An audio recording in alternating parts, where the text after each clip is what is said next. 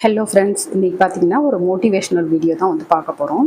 நான் வந்து என்னுடைய நகையை வந்து அடகு வச்சுருந்தேன். பேங்க்கில் வந்து அடகு வச்சுருந்தேன். நான் உங்களுக்கு நிறைய டைம் சொல்லியிருக்கேன்.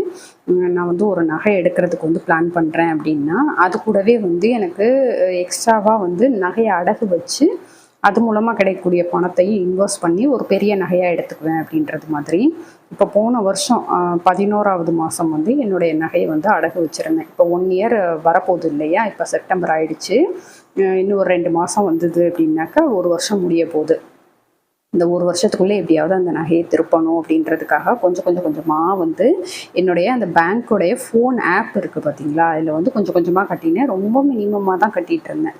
ஸோ அது மாதிரிலாம் கட்டி நான் வந்து இந்த நகையை வந்து திருப்பிட்டேன். இன்றைக்கி தான் வந்துட்டு வாங்கிட்டு வந்தேன். அது பற்றின வீடியோ வந்து உங்களுக்கு வேணும் அப்படின்னா கண்டிப்பாக கமெண்ட்டில் சொல்லுங்கள். நான் எப்படியெல்லாம் வந்துட்டு இதை திருப்பினேன் கொஞ்சம் கொஞ்சமாக அமௌண்ட் கட்டி அப்படின்றத வந்து உங்களுக்கு டீட்டெயில்டாக வீடியோவாக போஸ்ட் பண்ணுறேன். ஏன்னா நிறைய பேத்துக்கு வந்து ஹெல்ப்ஃபுல்லாக இருக்கும்.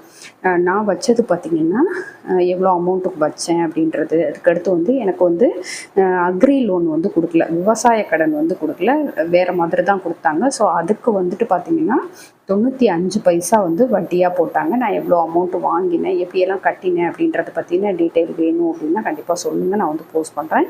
அதே மாதிரி இதில் என்ன நகை வந்து இருக்கும், நான் எந்த நகை வந்து அடகு வச்சுருப்பேன் அப்படின்னு நீங்கள் நினைக்கிறீங்க அப்படின்றதையும் கமெண்ட்டில் சொல்லுங்கள்.